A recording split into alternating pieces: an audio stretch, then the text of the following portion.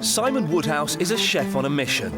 He wants to renovate an old fishing boat, sail to France to master French cookery, and teach them a trick or two. His goal is to arrive in Paris and open the boat as a restaurant. And he's got just 4 weeks to get the boat ready to cross the channel.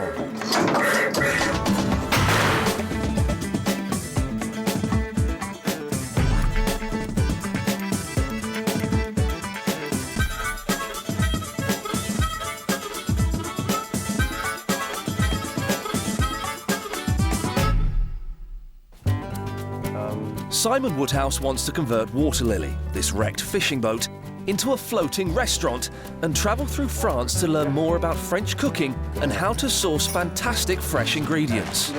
Beautiful sea bass. His aim is to open the boat as a restaurant in Paris with a menu created from his experiences along the way. If I can communicate how we found the food and that the food that they're eating is a product of the land, that would be great. That's a great dream. He's got 4 weeks to make Waterlilly seaworthy so that he can catch the high tide that he needs for a launch. With only one high tide every 4 weeks, he can't afford to wait another month. So he's employed his mates to help on the job.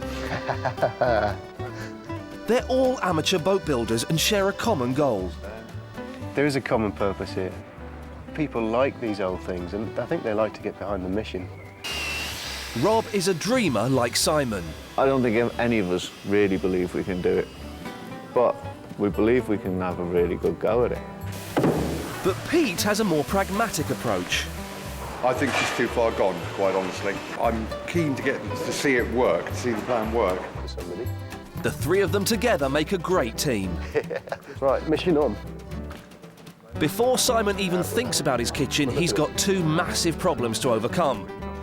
The hull is rotting and needs replacing, and the engine hasn't started for nearly 40 years. If we don't get this thing going, we're not going to Paris anyway.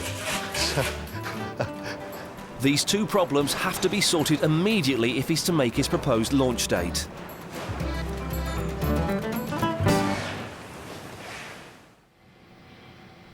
It's now the beginning of May, and Simon plans to be in France by June. The boat's finally made it safely into dry dock, and for the first time, Simon can see the underside of the boat. I'm quite happy. Found some more softness in the planks that I'm hitting with the jet wash. There's a patch here and here.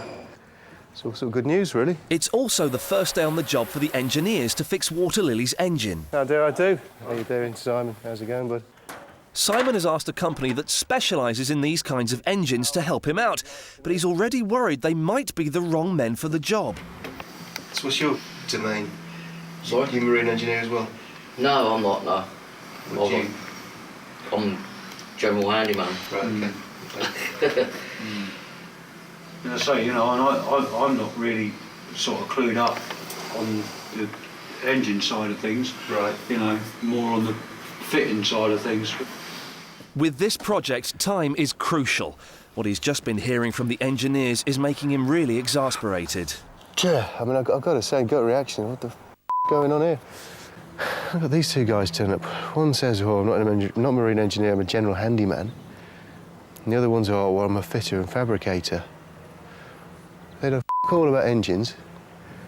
They certainly don't know anything about a 1930s Kelvin.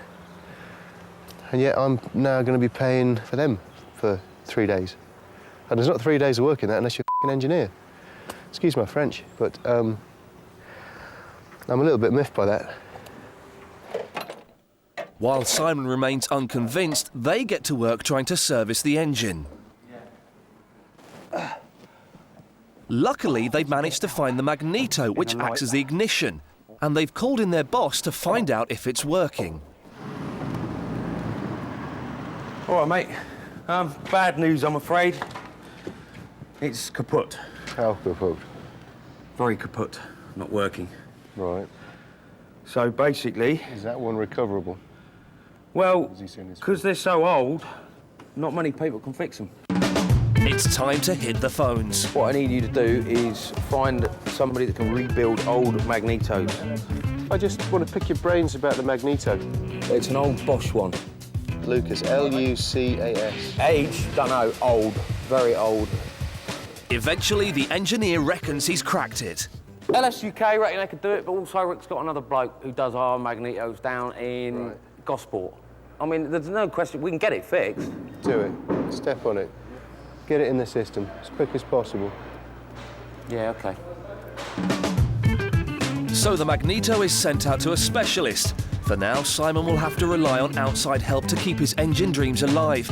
But at least it will give him more time to concentrate on the other huge task of repairing the hull. So many problems with it we're going to have to overcome. I'm finding problems with the structural timbers around the boat, and a lot more framing needs to be done than I perhaps first imagined. So the workload keeps piling up, but the time keeps coming down, and it's whatever.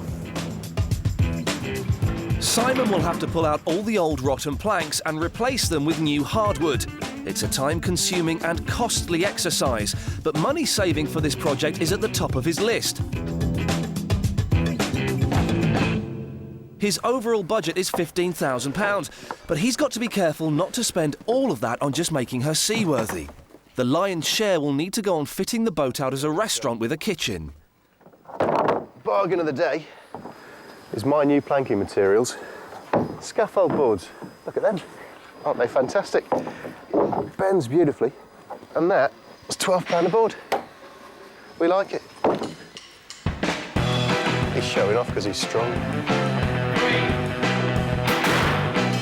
Armed with the new materials, the boys get stuck into the job.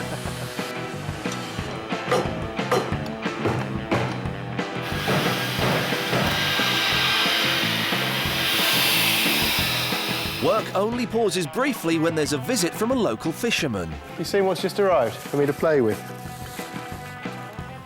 That little beauty. By the end of the first week, Simon has made a fantastic start on the planking. Although he still hasn't got to the back of the boat, which will prove to be the biggest test. I've got another plank to go in here, and then I've got this long one right to the tail, this one here, and I've got 3 days to do it. More worryingly, the magneto needed to start the engine still hasn't arrived back. Well, I am impatient because we have this deadline for our particular mission. I can keep building the boat through July, but it's less time in the canals. And that was the point. The whole reason of this mission wasn't to spend months and months in a boat shed building a boat, it was to go and cook food in France.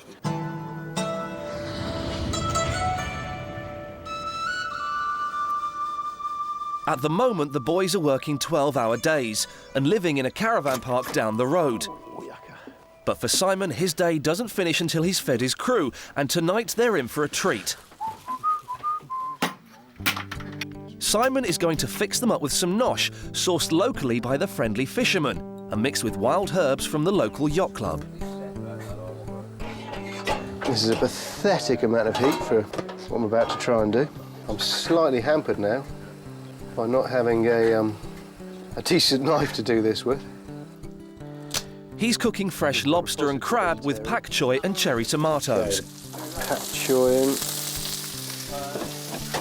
And with the limited cooking facilities, he needs to keep it simple. Butter in there. And that's the fennel top going in as well. I'm just going to lay these pieces of lobster on top because they're the bigger pieces. And these smaller pieces of crab. Cherry tomatoes on top. OK, let's just pop it under the grill just to get a bit of heat through that crab, because I don't want to stir this and make a mush of it. I want to slip it quite neatly onto my big flat. Then everyone can sit and pick and dive in, nice and gentle. For Simon, it's a way of saying thank you. And with everyone happy and well fed, Simon can only hope that the work can keep going at this frantic pace.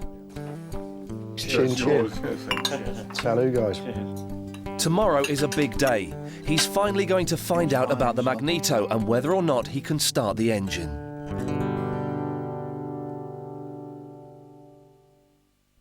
Bang a couple of nails in that end to hold it. Yeah. The next day, progress is slowing, and there's a new problem. The planks to fit the back of the boat, where the curvature is at its most severe, are snapping. Gone. Snapped. On top of this, Simon's bank loan to fund the project has run into problems. And without cash ready at hand, the project is in danger of grinding to a halt. I'm now facing a point where I can't move the job forward because I can't get materials because there's no cash to buy them until next week. And at that point, it's possibly going to be, well, we'll certainly miss our deadline. And to top it all, the Magneto is nowhere to be seen. End of next week. The thing is not due back until the end of next week. So no, I'm not entirely happy. Time is quickly slipping away. The second week is over and they're halfway through their schedule. Simon calls Pete and Rob in for a team meeting. Just while I'm sat here now looking at this, you know I keep pushing you guys for time. Do you understand why? Because I'm looking down here thinking, right, we're supposed to be putting bulkheads in. I know. But Simon, now don't take this wrong. You were hoping to get the planking on that side done, and so you know how you run up against problems. I just think it's taken a bit longer than you wanted to, but you knew that was going to be the situation anyway. I mean, let's face it, what we're doing here is not exactly straightforward at all, is it? Arcs for beginners. With the project on a knife edge, Simon has plenty on his mind. His planks just keep on snapping, and the engine can't be started until the Magneto is fixed. For a boat that's about to be launched in 2 weeks' time, the boys are woefully underprepared. And if they miss their tidal deadline, Simon won't be going to France, and the dream ends right here in Littlehampton.